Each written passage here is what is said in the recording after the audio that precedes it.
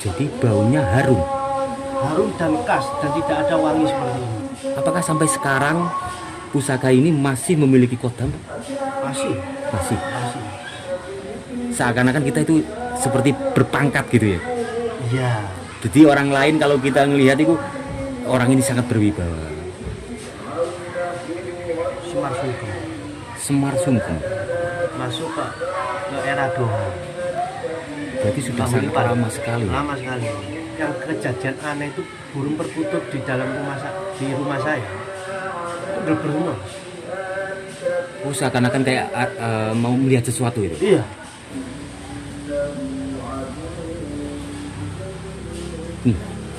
Ini juga semar. Hampir mirip Mas ya. Semar mesem namanya. Sepu juga wingit. Sama, hampir sama Mas ya. Beda.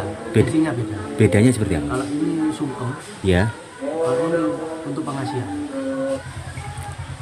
Oke, di kesempatan kita hari ini kita kebetulan bertemu seseorang yang juga laku spiritual. Beliau juga suka gemar koleksi barang antik. Dan dimana kita sekarang itu bertempat di sebuah candi yang terkenal keramat sakral ya, dari era ke era. Candi ini dinamakan Candi Belahan atau juga disebut Sumber Tetek yang berada di daerah Wonosobo, Gempol, Pasuruan. Dan kebetulan kita bertemu seseorang dan kita juga akan bertanya panjang lebar tentang perjalanan spiritual dan juga pusaka-pusaka yang beliau miliki. Sebelumnya mohon maaf dengan Mas Sinten. Mas Erwin. Mas Erwin. Mas Erwin ini tempat tinggalnya di sini apa? Saya masih di Pandaan. Jadi Mas Erwin ini tinggal di daerah Pandaan juga. Iya. Mas Erwin ini sering berkunjung di Sumber Tetek ini juga. Iya, Sering. sudah ada sekitar 15 tahun yang lalu. Sudah 15 tahun sering mengunjungi Sumber Tetek. Ini memang laku spiritual dari dulu di Sumber Tetek ini atau memang di hari-hari tertentu memang diwajibkan ke sini? Ya, sebagai simbol mengenang prasejarah saja. Simbol mengenang prasejarah. Kalau masalah spiritual sudah dari dulu-dulunya memang ke gunung-gunung ya biasanya. Oh, jadi Mas Erwin ini sering berpetualang ke sebuah tempat-tempat peninggalan sejarah Ya, untuk memperdalam spiritual gitu ya.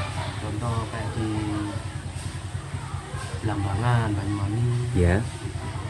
di daerah Gua Istana, Ya. terus di Rawabayu.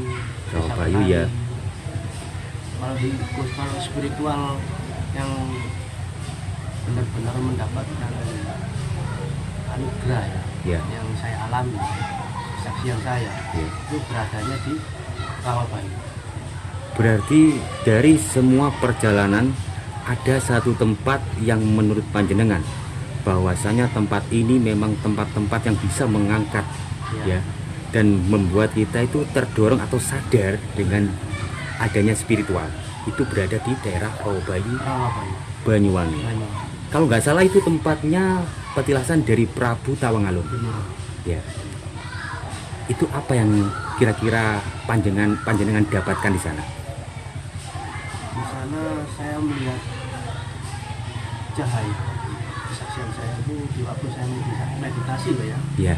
Itu saya kelihatan cahaya, tapi cahaya itu bukan seperti lampu, bukan seperti bulan. Cahayanya itu sangat luar biasa. Sampai raga ini menyentuhnya tidak bisa. Karena mungkin kita ini warga kasar, perwujudan nafsu. Jadi ada pembentengan antara cahaya ilahi itu pada raga kotor kita. Jadi tidak bisa untuk menjamas dia. Jadi pada waktu itu panjenengan melihat sebuah cahaya dan waktu itu panjenengan tidak bisa menjangkau cahaya itu dikarenakan memang adanya raga kasar ya, raga kasar. Terus setelah panjenengan melihat cahaya itu, adakah efek-efek yang membuat perubahan pada diri panjenengan? Itu yang saya rasakan itu kenikmatannya itu sangat luar biasa. Sampai-sampai itu, mohon maaf ya, Ya, kenikmatannya itu melebihi orang berhubungan badan. Nikmat sekali. Satu tenang, terus kebahagiaan ada. Kenikmatan yang saya rasakan ini antara sebuah jiwa dan nafsu, ya, itu Iya. mencampur jadi satu. jadi semacam kayak peleburan. Ya, bisa Ya. jadi seperti itu. Peleburan menjadi satu. Jadi kayak manunggaling kawula Gusti. Ya.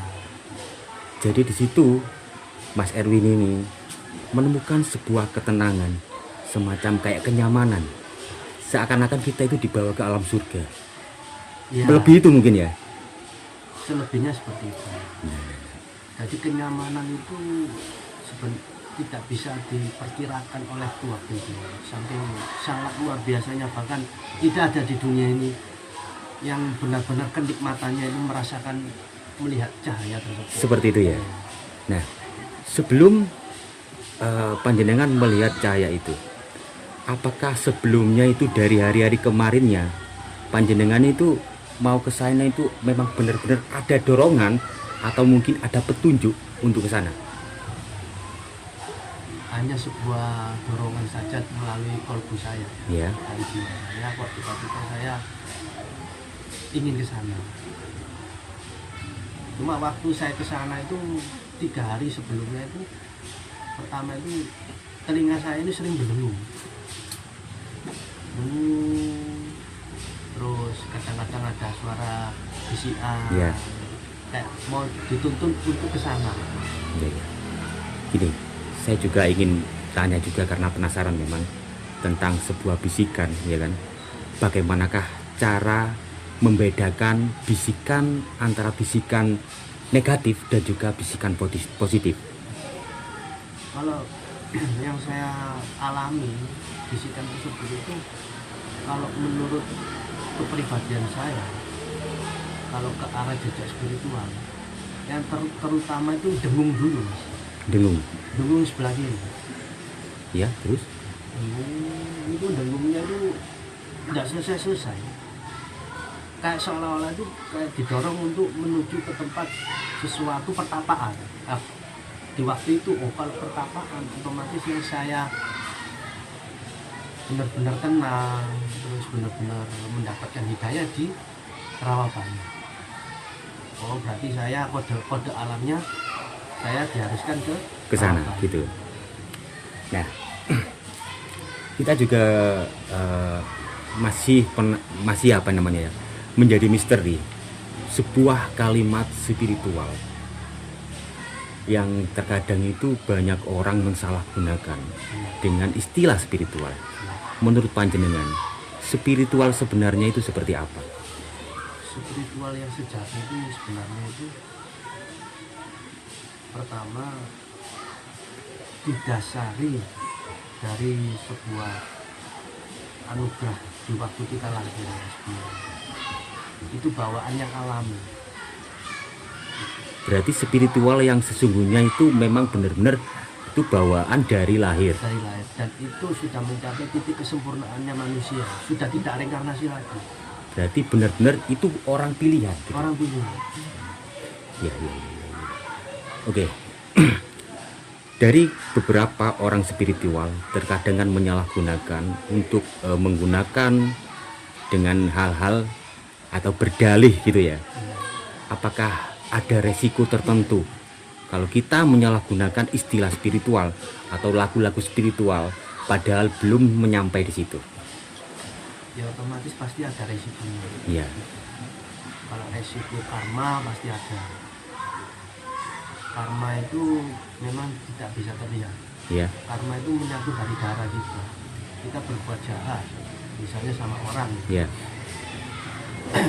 Jadi kita, meskipun karma itu tidak kena pada kita, darah ini sudah mengandung karma.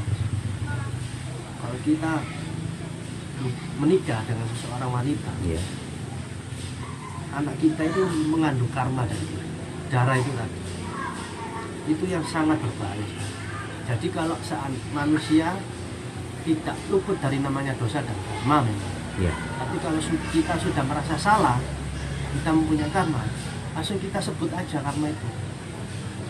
Jangan sampai ke anak 7 turunan kita. Berarti kita sebut kalau bisa kita yang menjalani karma itu. Jadi kita benar-benar harus bisa memutus karma itu, Memutus karma itu dan kita kerjakan sendiri gitu. Nah, ini adalah kalimat-kalimat yang keren yang akhir-akhir ini saya juga mendengar bahwa ada ibarat satu keluarga pasti akan ada satu pemutus karma. Apakah di akhir zaman ini memang demikian? Bisa Kak panjenengan ini menjelaskan pemutus karma? Bisa. Jadi kalau memutus karma itu pada dasarnya itu setiap manusia bisa. Bisa. Bisa. Kita asalkan tuh melalui dari rasa kita tuh. Kalau kita rasa kita itu memang benar-benar bersalah, karma itu pasti bisa akan putus di tangan kita sendiri. Berarti harus kita akui sendiri. Dan itu yang disebut tobat itu ya. Iya. Oke, kalau kita berbicara tentang spiritualis, pasti nggak akan ada habisnya. Bisa jadi seminggu, 2 minggu, 1 bulan nggak akan pernah habis. Karena perjalanan spiritual ini adalah seumur hidup, bukan begitu Pak? Benar. Nah, ini yang ingin kita bicarakan dari tadi. Mas ini kan seorang kolektor pusaka. Iya. Apa sih maksud dari tujuan panjenengan dengan mengkoleksi pusaka gitu? Sedangkan untuk di zaman sekarang kan kita tahu sendiri, zamannya pistol, zamannya rudal gitu kan. Ya, boleh diceritakan? Kalau pusaka itu pada dasarnya itu adalah pembikinan dari seorang leluhur kita. Empu kita ya juga termasuk leluhur kita. Dengan kesaktiannya beliau, dengan ritualnya dan tapa beratanya, pembikinan pusaka itu tidak 1 hari, 2 hari, 3 hari selesai. Bahkan maksimal itu 8 bulan sampai 9 bulan. Itu sudah lakunya tapa beratanya maupun puasanya. Jadi empu itu membuat pusaka sesuai dengan permintaan. Permintaan misalnya membuat dapur gojol, Ya. membuat dapur tilam sari, itu ada makna-maknanya di sini. Berarti semua pusaka ini mempunyai makna dan tujuan. Mempunyai makna dan tujuan. Nah. Apakah pusaka itu apakah berkodam? Otomatis pasti kalau pusaka berdahulu kala loh ya, Ya. dengan keilmuannya para empu sakti otomatis ya. Kalau tidak ada ya termasuk bilan pisau saja. Jadi seumpama ya kan, ini kan pusaka ini sebenarnya sebelumnya itu berkodam dan kemudian ditinggalkan pemiliknya. Apakah kodam itu memang benar-benar masih ada di pusaka tersebut? Seorang empu di waktu membuat pusaka, dia kan dengan ritualnya dia, dengan doa-doanya dia, otomatis ada kodam itu yang masuk ke di dalam bina pusaka. Tergantung kodamnya, dan kodamnya empu leluhur kita pun yang satu-satu juga dia paham kodam apa yang harus yang masuk ke dalam 9 pusaka ini kan gitu. Itu sudah masuk ke arena marifat Itu ya. ya. Jadi kita empu itu memasukkan kodam di dalam sebuah pusaka itu juga tidak sembarangan. Otomatis kodam itu kodam yang sangat bagus. Ya. Ini kita kan melihat ada beberapa pusaka yang ada di depan dan di samping panjenengan. Untuk yang dipegang itu sebenarnya pusaka apa? Ini pusaka Kuku Bima. Kuku Bima. Kebetulan saya juga tidak begitu paham dengan pusaka. Ini pusaka Kuku Bima. Ternyata bentuknya seperti itu ya. Kayak watu. Tebel ya, Pak? Ini sudah membatu. Sudah membatu. Dan ini yang sangat saya takjubkan, bilaan ini wanginya sangat abadi. Sampai pencuci pusaka pun bingung. Jadi pusaka ini meskipun dicuci berapa kali, aroma dari bilaan pusaka tersebut tidak akan pernah hilang. Jadi baunya harum Harum dan khas dan tidak ada wangi seperti ini sejak pertama kali ditemukan. sejak pertama kali. Itu yang nemukan panjenengan sendiri apa memang ada orang lain? Ini temuan waktu itu. Temuan ya. Pusaka temuan. Temuan ini di daerah seperti kayak peninggalan leluhur atau mungkin penemuan di tempat-tempat lain. Temuan di ke orang ya waktu itu. Ya. Jadi orang itu mengasihkan kepada saya. Ya. Dikasihkan kepada saya, cuma ya saya lari. Gitu ya. Tapi seikhlasnya waktu itu. Cuma untuk merawatnya yang penting terawat. Iya, iya. Jadi Sampai tidak terawat. sejak ditemukan, apakah memang bentuknya sudah seperti itu atau memang sudah diperbaiki lagi? Bentuknya sudah seperti ini. Cuma warangkanya saja yang saya bikinkan. Warangkanya. Berarti yang dirubah itu cuma rangkanya itu ya? Cuma warangkanya saja. Apakah sampai sekarang pusaka ini masih memiliki kodam? Masih, Masih. masih. Saya jamin dengan saya rasa sendiri Ya. masih ada. Barangkali ada fungsi dan kegunaan khusus untuk pusaka ini? Mungkin Ada. itu semacam seperti apa? Ini kalau filosofnya Paku Bima itu untuk kewibawaan juga bisa, kederajatan juga bisa, terus untuk kemakan badan juga bisa. Saya kira tidak ada dupanya. Kalau ada dupanya saya bisa buktikan bahwa fungsinya pusaka ini. Kalau memang ada dupa, itu nanti reaksinya seperti apa kira-kira? Saya lantunkan di tubuh saya, tidak ada rasa panas sama sekali. Berarti ketika dibakar, ya gitu, Iya. kita kasihkan, kita tempelkan di kulit, itu nggak terbakar, Tidak terasa. tidak terasa. Tapi kalau itu kan disengaja, Ya. disengaja pun aja tidak terasa. Apalagi tidak disengaja. Berarti pusaka ini bisa melindungi pemiliknya gitu,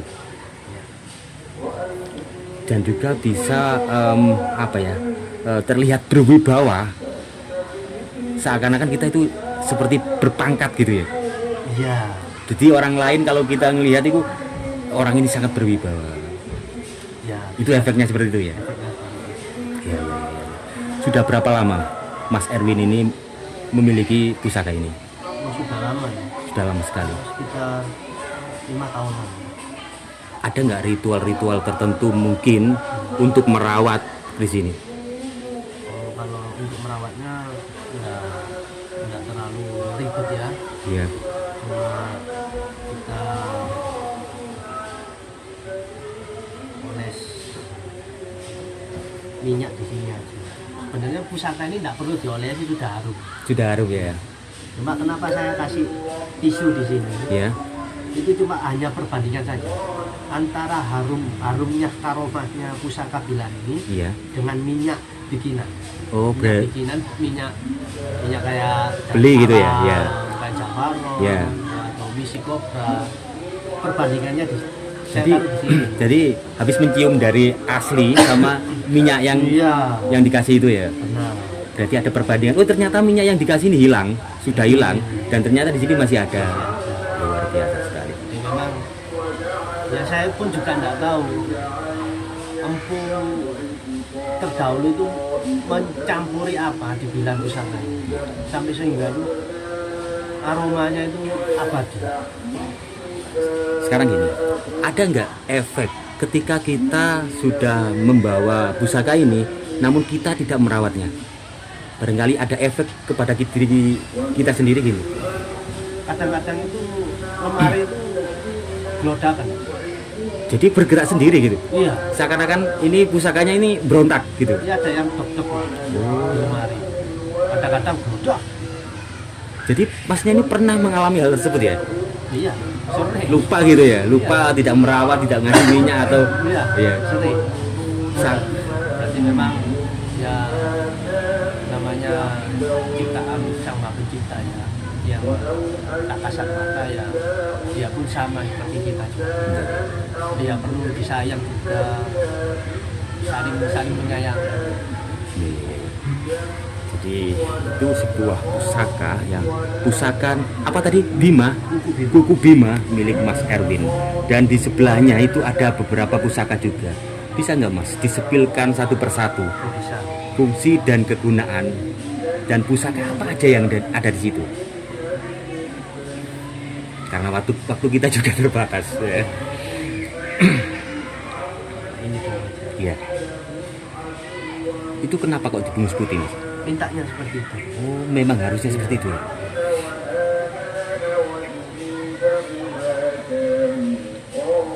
Ini pusaka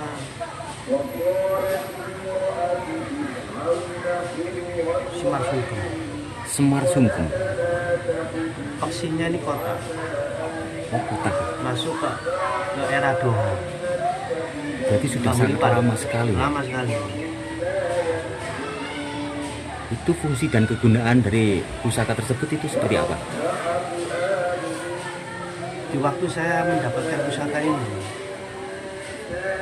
yang kejadian aneh itu burung perkutut di dalam di rumah saya itu berbunyi. Oh, seakan-akan kayak mau melihat sesuatu itu. Iya. Saya masuk rumah, perkutut 5 itu Ketakutan. beber semua. Kayak ngelihat ular gitu ya. Iya. Siapa ini? Terus akhirnya saya keluar dulu, Iya. ya. Terus pusaka ini saya Ya. ambil, saya taruh di taman Ya. pot. Taruh di pot. Saya masuk kosongan, nggak ada burungnya ya biasa. Tenang, Betul-betul tenang lagi. tenang lagi. Terus saya penasaran lagi, saya keluar lagi, ambil pusaka ini lagi, saya masuk lagi, geber lagi. Ketakutan lagi. Iya. Ini kesaksian yang pusaka ini. Berarti kayak ada sesuatu yang sangat besar yang sampai membuat burung-burung itu ketakutan ya. Benar. Kayak semacam energi atau gimana? Energi saya lihat. Energi maupun kodam. Kan burung perkutut itu peka ya dengan energi atau Iya. kodam. Itu kodam di apa dalam kira-kira? sebuah pesawat. Apa? Kodamnya apa kira-kira? Kalau kodamnya ini saya kurang paham. Kurang paham. Kurang paham. Waktu itu kodam ini tidak pernah menjumpai saya. Cuma energinya saya sudah merasakan sangat-sangat terasa. Sangat terasa ya. Wingit. Wingit sih Pak. Itu nemu di mana Mas? Dikasih atau memang ngambil atau memang dikasih tahu sama hal gaib gitu untuk mengambil? Enggak, ini saya dapat di aliran sungai. Di aliran Di sungai. aliran sungai di Pandangan. Iya, iya. Terus yang lain Mas? Mungkin ada yang lebih, menurut Mas itu lebih hebat atau lebih energinya lebih tinggi gitu? Ada.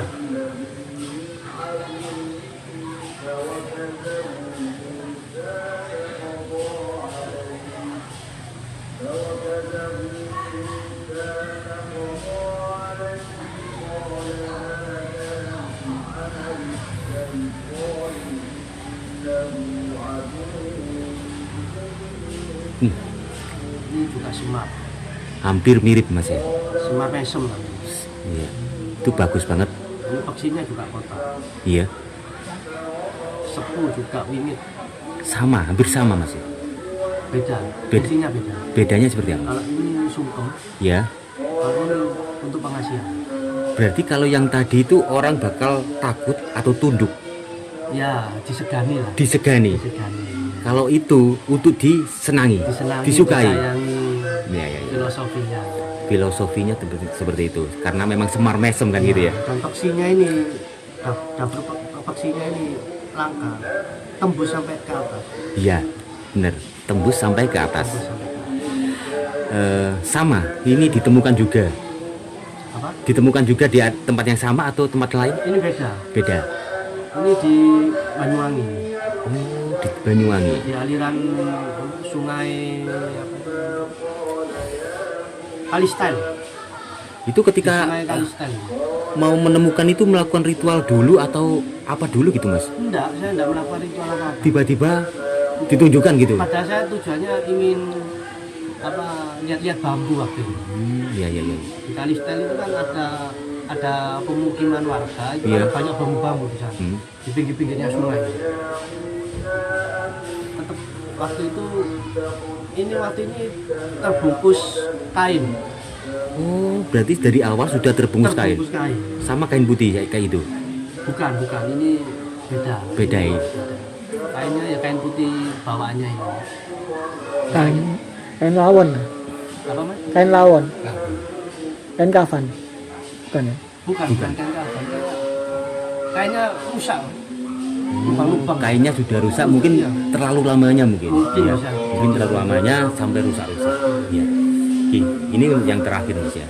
Saya melihat di sisi kanan Masnya itu ada sebuah tongkat ya. Tongkat.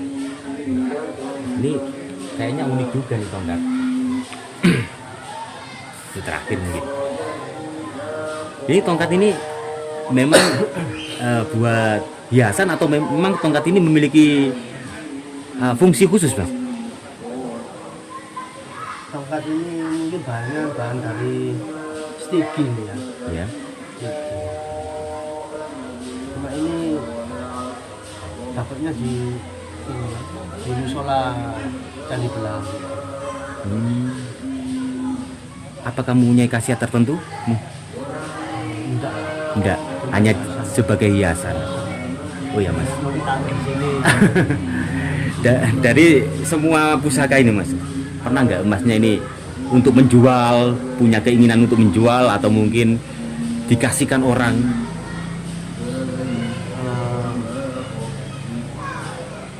Saya rawat ya. Memang harus dirawat sendiri. Ya. Memang sengaja koleksi untuk diri sendiri. Ya untuk saya sendiri juga untuk pembelajaran juga. Iya iya. Iya. Mungkin ada mahasiswa atau anak-anak yang ingin belajar tentang pusaka, ya saya tunjukkan. Iya, iya. Mas Erwin. Tapi kadang-kadang ya kalau ada mahasiswa atau anak-anak Ya. ingin pusaka gitu, kadang-kadang kalau pas bertekati saya kasih. Gitu ya. Iya iya iya. Oke, Mas Erwin, ini untuk yang terakhir ya. Kita mungkin ada pesan-pesan khusus untuk pemirsa. Barangkali dari kalimatnya Mas Erwin banyak orang sadar tentang kesadaran diri, tentang jiwa-jiwa leluhur yang harus kita bangkitkan untuk saat ini, karena kondisi saat ini memang kita tahu sendiri kan, Iya. banyak kekacauan, banyak sekali musibah. Ya, Bisa disampaikan pesan-pesan untuk generasi sekarang Mas? pesan-pesan terakhir buat saya. Jika negara yang sangat maju itu dia memegang keluhuran. Contoh negara Cina, dia memegang keluhurannya. Beda dari agama. Tetap agama apapun tidak masalah, semua agama baik. Cuma keluhurannya itu harus jangan terjaga. Harus benar-benar terjaga. Apa perlu dibudidayakan. Jangan sampai budaya, apalagi budaya Jawa. Budaya Jawa ini budaya yang sangat-sangat luar biasa. Bahkan anaknya para dewa ya, budaya Jawa. Ya, betul. Jadi dengan ilmunya, dengan kesopan santunnya, tata keramanya, itu sangat-sangat luar biasa. Jadi kalau ingin negara maju, ingin mendapatkan negara-negara yang super power, itu dari keluhuran kita. Kalau keluhuran kita benar-benar menjawai, kita baik pada orang, ya kan? Terus jujur, tidak berbohong, ya. Ya orang-orang meskipun bukan di negeri ini, orang takjub kepada kita. Dari situlah respect dari negara-negara lain kepada kita sangat luar biasa. Ya, luar biasa sekali. Mas Erwin masih menjunjung tinggi adat dari budaya kita sendiri. Ya, tentunya semua itu harus dan Harus. wajib kita jaga dan Kalau kita sudah- lestarikan ya. Kalau sudah menjiwai luhuran kita, Jawa kita, ya kan, otomatis kejujuran, kebaikan itu ada. Betul. Dan otomatis pemikiran-pemikiran yang buruk kayak korupsi, koruptor itu sudah tidak ada. Betul sekali. Akan menjadi negara maju di sana. Betul. Oke, sangat luar biasa sekali. Kita hari ini diberikan kesempatan bertemu seseorang yang juga memiliki banyak sekali wawasan tentang spiritualis, tentang beberapa pusaka yang mungkin bisa membuat pemirsa menambah pengetahuan akan pusaka dan juga spiritual. Mungkin cukup sekian perjumpaan kita hari ini. Apabila ada salah kata, mohon maaf. Kita juga manusia biasa yang juga bisa salah maupun lupa. Kita akhiri, sampai jumpa di video selanjutnya.